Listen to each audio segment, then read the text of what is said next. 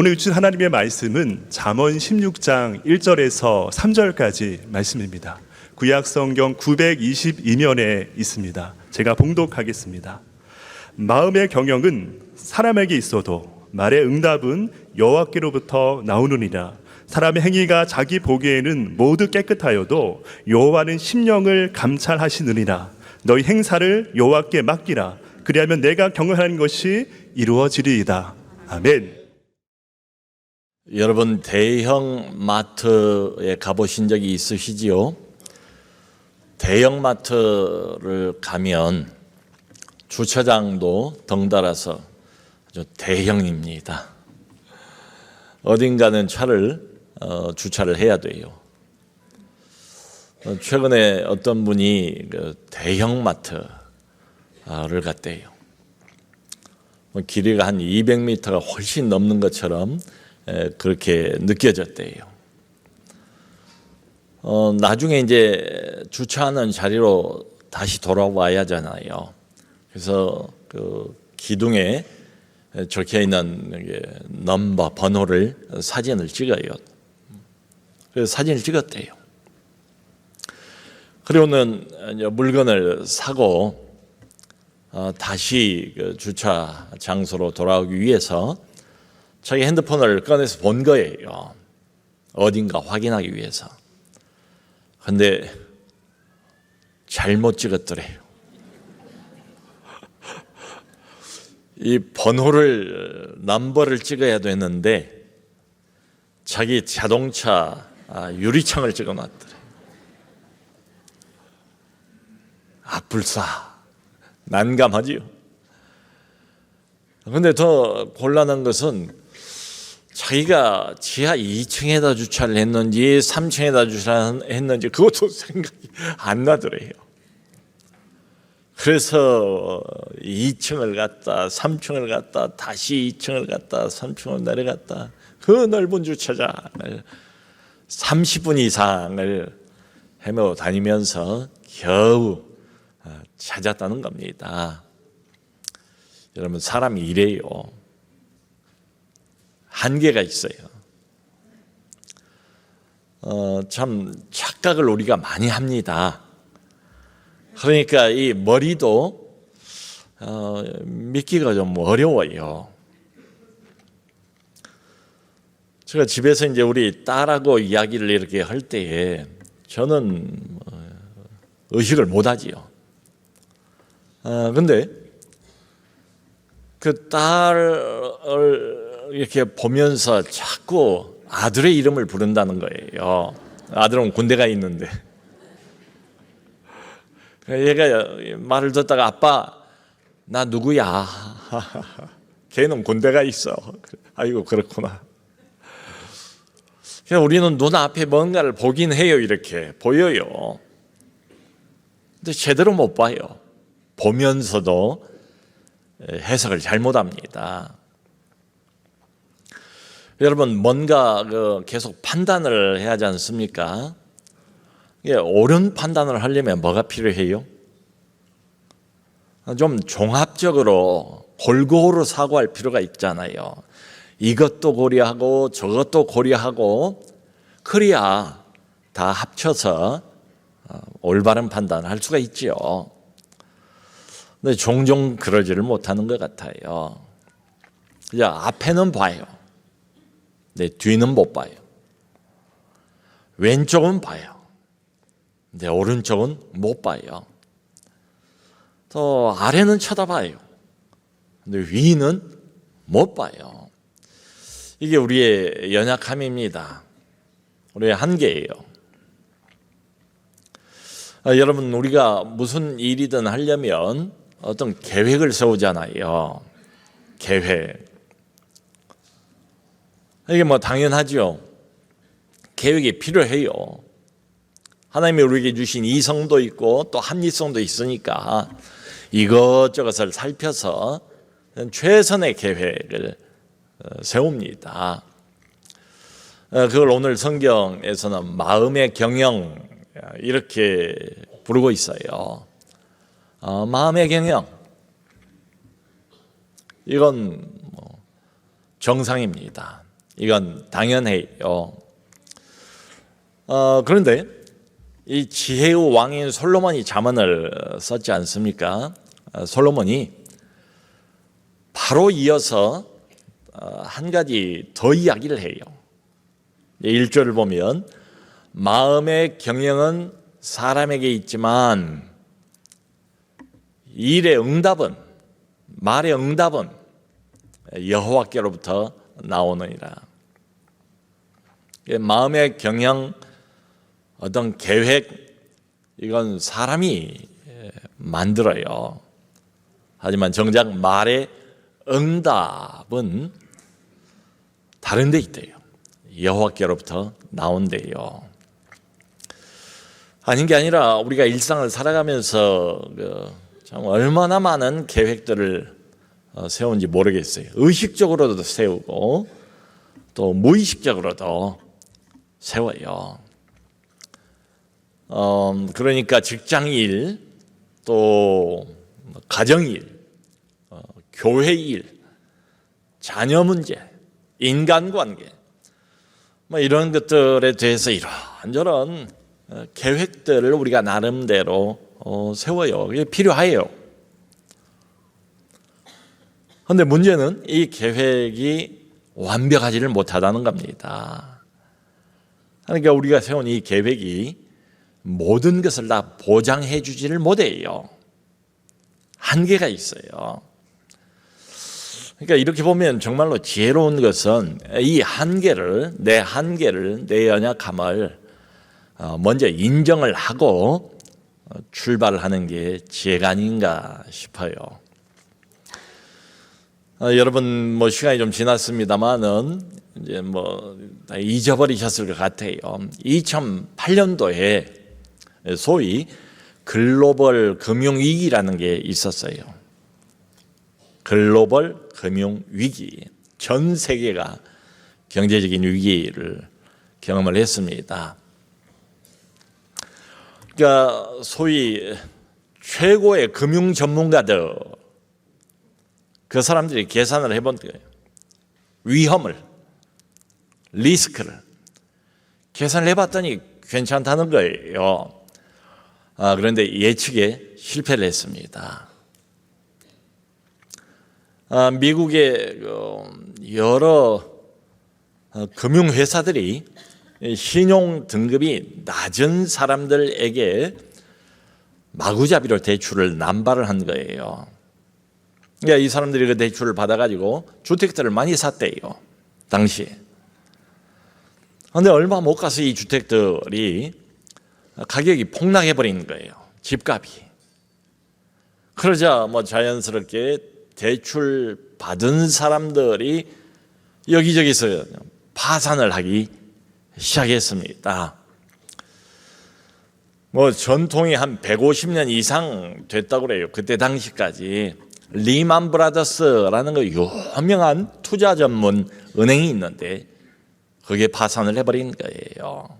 그리고 이어서 글로벌 금융 도미노처럼 온 세계가 어려워져 버렸습니다. 그리고는 짧은 시간에 전 세계 수천만 명이 실직을 하게 된 거예요. 미국 같은 경우는 다시 대공황이 돌아온 것 같은 그런 수준이었다고 해요. 그 유명한 미국의 금융가인 월스트리트도 도무지 통제 자체가 안 되는 그런 상황이었습니다. 우리나라도 이제 거기에 영향을 받아서 당시에 환율은 급등을 하고 코스피 지수는 반으로 깎여버렸어요. 이런 상황. 전문가들이 뭐라고 해도 예측이 다 맞는 게 아니다. 우리가 무슨 계획을 세워도 계획대로 되는 게 아니다, 이거죠. 여러분, 2020년도에 코로나 팬데믹이 왔어요. 그런데 그때 참 최첨단 여러 시설들을 갖추고 있는 선진 국가들이 여럿 있었습니다. 그런데 어땠습니까? 그 눈에 보이지 않는 작은 바이러스들이 스며들게 되니까 사회가 그냥 정지 상태, 경제가 정지해버린 이런 상태. 이게 말해주는 것은 아하, 그렇구나. 인간의 계획이라는 게 얼마나 한계가 있는 것인가. 인간이 얼마나 불완전한 존재인가. 이걸 온 세계가 함께 경험을 한 거지요. 여러분, 우리가 종종 누구인가하고는 약속을 하잖아요. 만날 약속. 그런데 이 약속도 변수가 많아요. 바로 얼마 전에도 저도 무슨 중요한 약속을 했는데 갑자기 무슨 변수가 또 생겼어요. 약속을 변경할 수밖에 없더라고요. 참 이러다 보니까 우리가 계획을 세우긴 세워도 이게 완벽하지가 못해요. 계획대로 되질 않아요. 안 그렇습니까? 계획대로 안 흘러가요. 그러니까 이런 상황에서 내가 뭘 완전하게 통제를 한다, 컨트롤한다, 불가능해요. 완벽하게 뭔가를 조종을 한다, 불가능해요. 여러분, 이걸 조금 넓혀서 우리 인생 전반을 이렇게 바라보면 어떻습니까? 우리 인생에도 얼마나 예측 못할 변수들이 많아요. 그 야고보서 4장을 보면 야고보 사도가 거기 한 장사꾼, 장사하는 사람 이야기를 해요. 근데 그 사람 보고 어리석은 장사꾼 이렇게 부릅니다. 왜냐하면 이 사람이 장사 수완이 좋고 열심도 있는 사람이 분명해 보여요. 앞으로 1년 동안 어느 도시에 가서 어떤 장사, 어떤 물건을 팔아서 1년 열심히 일해서 돈을 많이 벌어야 되겠다. 이걸 다 정해 놨어요. 계획을 세웠다고요. 근데 그 사람을 향해서 이 어리석은 사람아 이렇게 불러요. 왜냐하면 계획대로 될 것으로 믿고 있어요. 자기 뜻이 그대로 이루어질 것으로 믿고 있어요. 자기만 믿는 사람이에요. 어리석은 사람아. 그러니까 마음의 경영은, 어떤 계획은 사람이 세운다 할지라도 1절이 그렇게 말합니다. 말의 응답은 여호와께로부터 나오느니라. 이 말의 응답이 뭔가 하면 결론입니다. 성과입니다. 성취입니다. 그러니까 어떤 일의 결과는 결국 누가 주시는가? 누가 정하는가? 하나님께서 정하시는 것이다. 참 이러므로 하나님을 의지하고 처음부터 하나님을 신뢰하지 않을 수가 없지요. 그러면 이어서 2절에 이런 말을 합니다. 사람의 행위가 자기 보기에는 모두 깨끗하여도, 자기 보기입니다. 자기 보기에는 모두가 깨끗하여도 여호와는 심령을 감찰하시느니라. 여러분, 사람은 뭐 너나 할 것 없이 다 자기 중심이에요. 그러니까 자기가 하는 판단이 맞다라고 생각을 해요. 그런 경향성들을 다 가지고 있습니다. 근데 우리 하나님은 다르시대요. 우리 하나님은 그 사람의 동기를 살피신대요. 심령을 감찰하신다고 그랬잖아요. 그 사람의 동기, 그 사람의 마음 깊은 곳을 우리 하나님은 들여다 보신다는 거지요. 그래서 종종 하나님께서 우리로 하여금 퍼뜩 정신이 들게 만드세요. 내가 옳다. 그건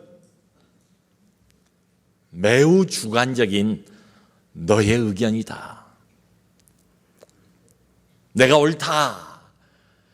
종종 그게 잘못된 확신이라는 것을 우리로 깨닫게 하세요.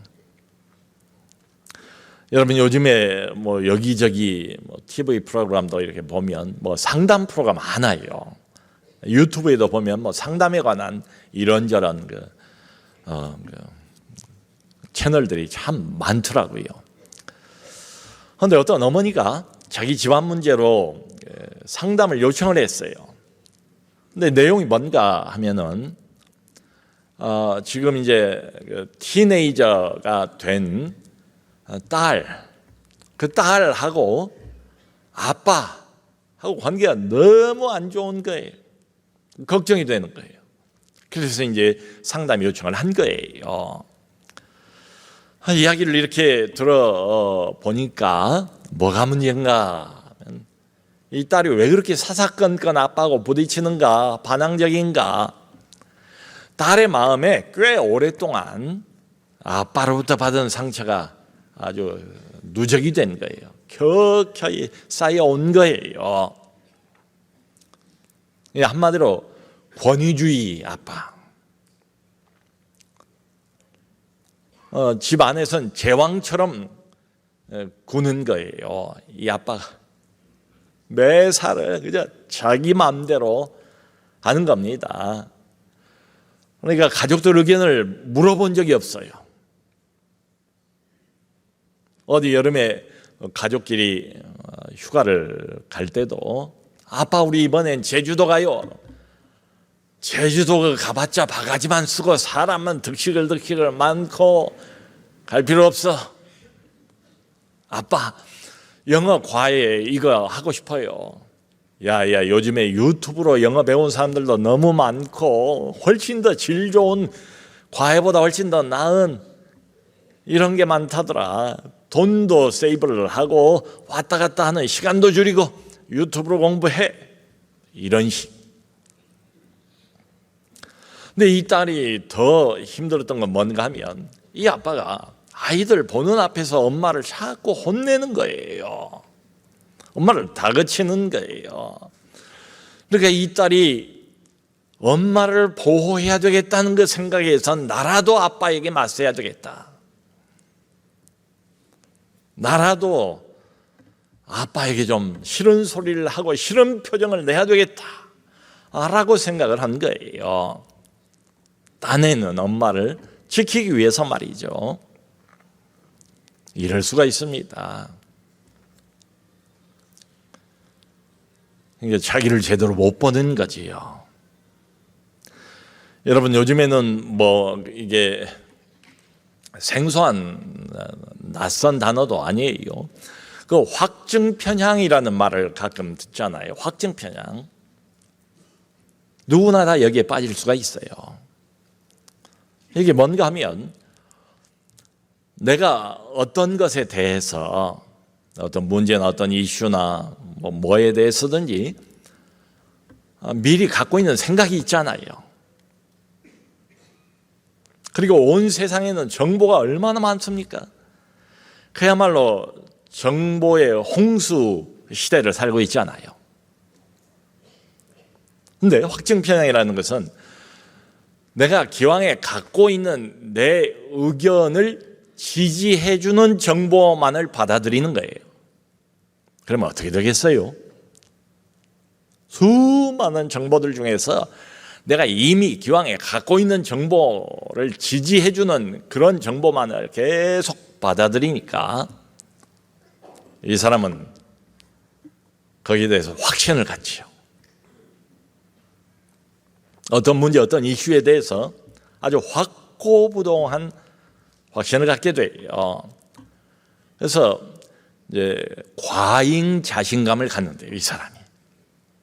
그 문제, 그 이슈에 대해서는 뭐 더 볼 것도 없어. 내가 충분히 알고 있어. 바로 이거야. 과잉 자신감을 갖게 된대요. 그리고 다른 사람 이야기는 귀를 안 기울여요. 확증 편향에 사로잡혀서 과잉 자신감을 갖고 있는 사람하고는 대화가 안 돼요. 근데 문제는 뭔가 하면 객관적이 못 된다는 거예요. 자기 생각에 머물러 있다는 거예요. 사실 파악도 제대로 못하고 있는 거지요. 자기 혼자 그 생각에 취해 있는 이런 경우들이 있습니다.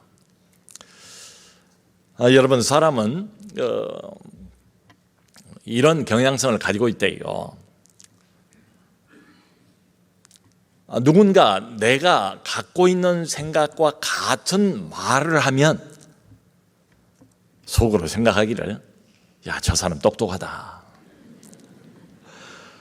네, 나하고 틀린 생각을 누가 이야기를 하면 저 사람은 제대로 아직 모르는구나. 아직 이해를 못하는구나. 시험하면 참 어리석은 사람이다. 이렇게 생각을 한다는 거예요. 근데 사실은 어떻습니까? 진실은 뭡니까? 그저 자기 입장인 거예요. 자기 입장, 자기 관점으로 어떤 것을 편견을 가지고 바라보는 경우도 많아요. 사람이 약해요. 여러분, 실제로 조사를 이렇게 해봤더니 참 흥미로운 결과들이 몇 개가 나왔어요. 운전을 많이 하지 않습니까?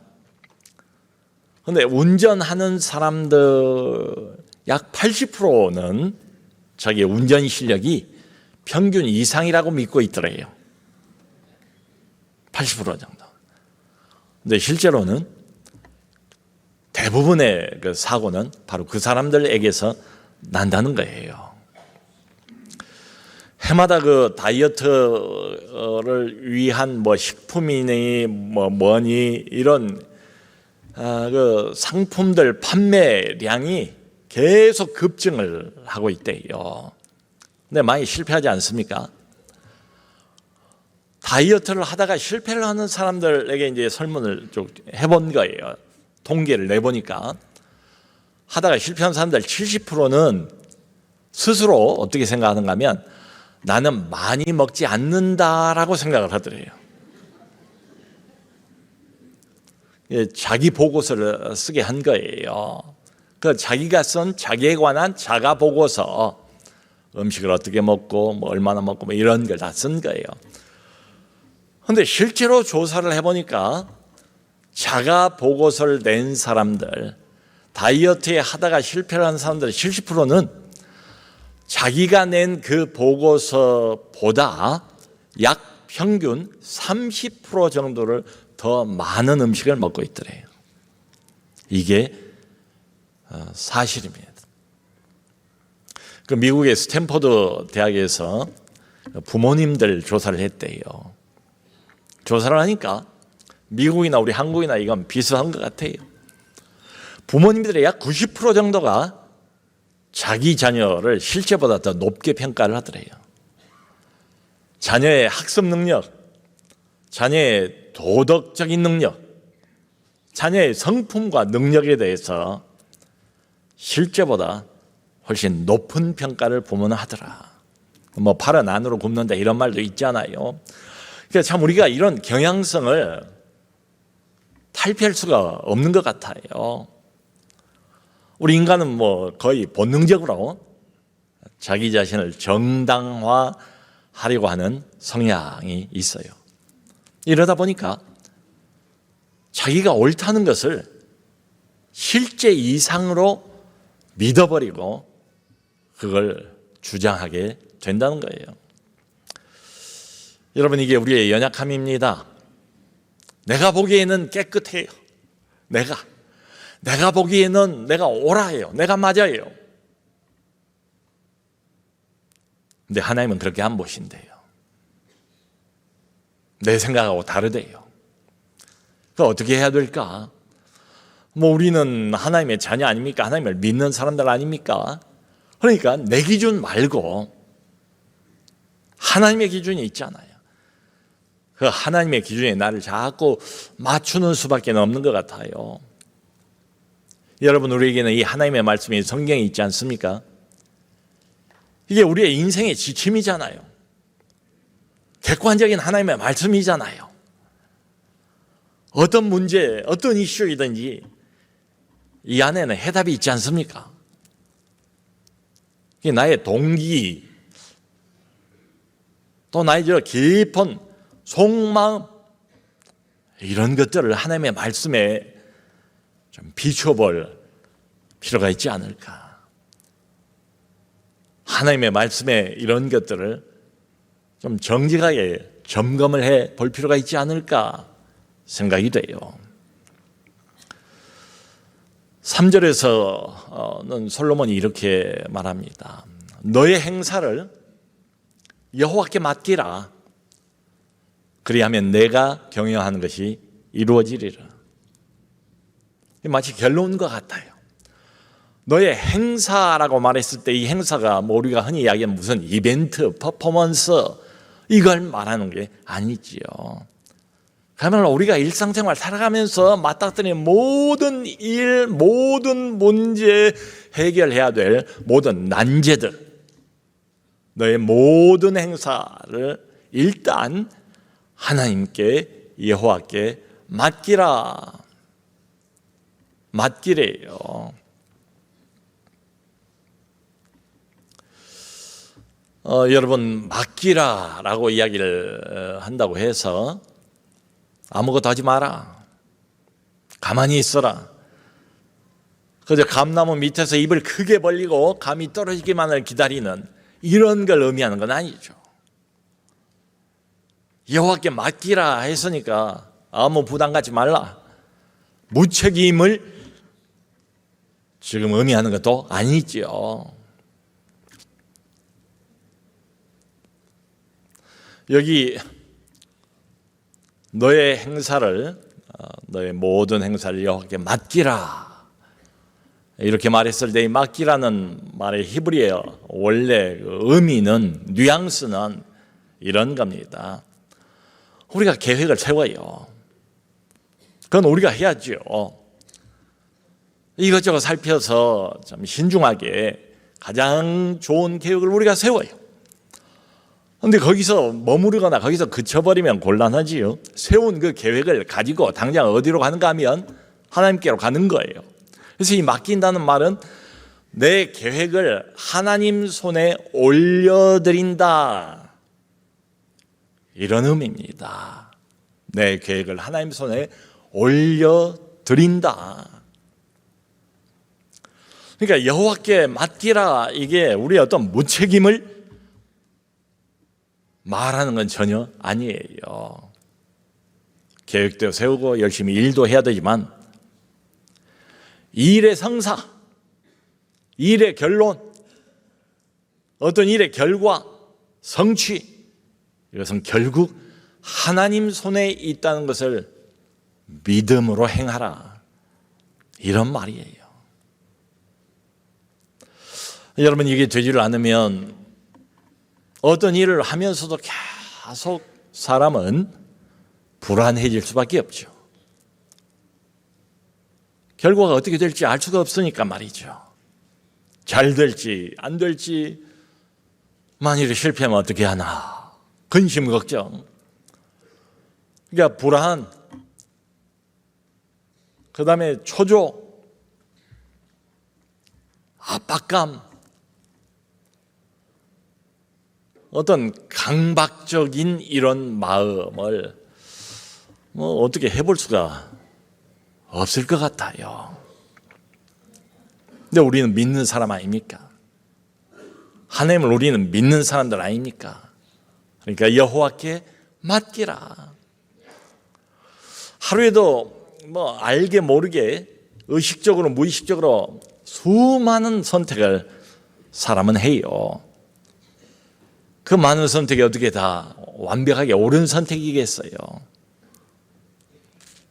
그럴 리가 없죠. 그 연구해보고 조사를 해봤더니 이러더래요. 사람이 하루에 이제 세 끼를 되게 먹고 뭐 중간에도 간식도 먹고 뭐 그러잖아요. 이 먹는 것하고 관련해서 하루 동안에 몇 번을 선택을 하는가, 이걸 조사를 해본 거예요. 그 조사에 직접 참여한 사람들은 대개 평균 한 15번 정도 선택을 하는 것 같다라고 대답을 했대요. 근데 실제 결과는 알게 모르게 의식적으로 무의식적으로 하루를 지나면서 먹는 것과 관련된 선택이 200번이 넘더래요. 무엇을 먹을 것인가? 언제 먹을 것인가? 어디서 먹을 것인가? 얼만큼 먹을 것인가? 밥을 먼저 먹을 것인가? 반찬을 먼저 먹을 것인가? 덮여서 먹을 것인가? 뭐 차가운 채로 먹을 것인가? 먹고 난 다음에 간식을 먹을 것인가 말 것인가? 식사 끝나고 난 다음에 물을 마실 것인가 아니면 커피를 마실 것인가? 커피를 믹스를 먹을 것인가 아니면 블랙커피를 먹을 것인가? 설탕을 한 숟갈을 넣을 것인가 두 숟갈을 넣을 것인가? 밥을 먹으면서 핸드폰을 볼 것인가 아니 뭐 안 볼 것인가 뭐 등등. 의식적으로 무의식적으로 먹는 문제 하나만 가지고도 선택하는 게 200가지가 넘더라. 직장인들이 날마다 직장에 가서 업무에 시달리잖아요.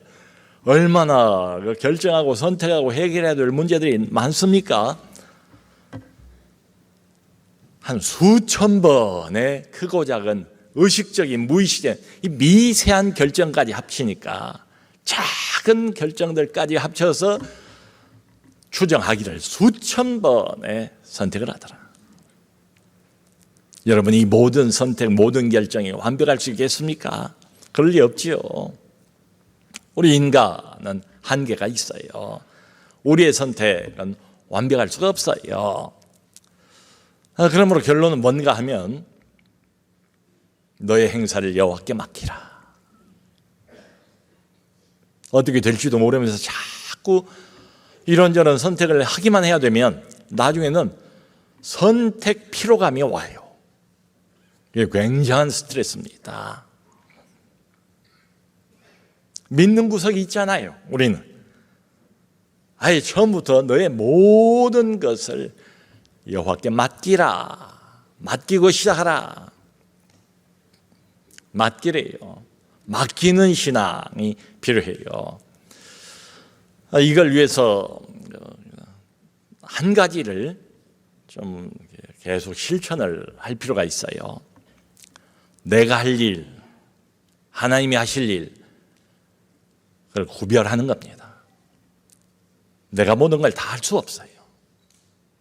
내가 할 일은 열심히 해야죠. 계획도 세워야죠. 땀을 흘려야죠. 근데 이 일이 어떻게 흘러갈지, 이 일과 저 일이 어떻게 연결될지, 이 일의 장래에 뭐가 있을지, 이 일의 전후 좌우에 또 뭐가 도사리고 있는지 우리는 몰라요. 근데 하나님이 살아계시고 하나님이 이 일을 주관하고 계시다는 것을 믿어야 돼요. 그걸 믿고 하나님께 맡겨야죠. 그 어느 여집사님께서 본인은 참 신앙에 열심이고 교회 활동도 열심히 해요. 남편에게 여러 번 신앙생활을 권면을 했어요. 근데 오히려 역효과입니다. 그러면 그럴수록 남편이 교회에 대한 반발, 그게 더 심해지니까 부인이 마음을 바꿨어요. 여호와께 맡기라 했으니까 남편의 마음을, 남편의 영혼을 하나님께 맡겼어요. 그리고는 자기가 할 일, 그것만 열심히 한 거예요. 기도하면서. 그게 뭔가 하면 어쨌든 남편에게 친절하게 대하자. 남편에게 친절하게 대하고 남편을 위해서 할 수 있는 봉사를 하고 하나님 모르는 저 남편 사랑으로 감싸는 그 일만 열심히 한 거예요. 그랬더니 희한하게도 얼마가 지나고 난 다음에 남편이 자기가 뭐라고 하지도 않았는데 자기를 따라서 교회 나오기 시작하더라는 거예요. 여러분, 누가 하신 일입니까? 하나님이 하신 일이에요. 언제 하셨습니까? 내가 할 일은 제대로 하면서 하나님께 맡겼을 때에 하나님이 하신 거지요. 사랑하는 성도 여러분, 그러므로 우리도 인생을 살아가면서 어떤 빈 의자를 우리 마음속에 하나씩 남겨두면 좋겠어요. 아니, 우리 인생 전반에 걸쳐서 우리의 인생에 빈 의자를 마련해 놓으면 좋지 않을까. 지금 우리가 빈 의자 캠페인을 벌이고 목장별로 빈 의자 캠페인을 진행하고 있는데요. 저 빈 의자도 필요하지만 우리 마음속의 빈 의자, 내 인생 한복판의 빈 의자가 필요해요. 왜냐하면 우리 하나님을 그리로 초청하면 좋겠다. 내가 다 하려고 하지 말고 하나님이 오셔서 일하시도록 그 여지를, 빈 공간을 만들어 드릴 필요가 있어요. 어쩌면 하나님이 움직이기도 전에 우리가 알아서 계획 세우고 알아서 내가 땀 흘리고 알아서 내가 모든 것을 다 이것저것을 다 하려고 하니까 하나님이 역사하실 기회가 없는 것 아닌가. 그러니까 하나님이 일하실 기회를 드리자. 그 빈 의자. 하나님이 기적을 일으킬 수 있는 기회를 드리자. 그 빈 의자 말이죠. 너의 모든 행사를 여호와께 맡기라 라고 성경은 말합니다. 사랑하는 성도 여러분, 모쪼록 하나님께 맡기고 그리고는 믿음으로, 그분을 믿는 믿음으로 일하시는 우리 모두 될 수 있기를 주 예수 그리스도의 이름으로 축원합니다.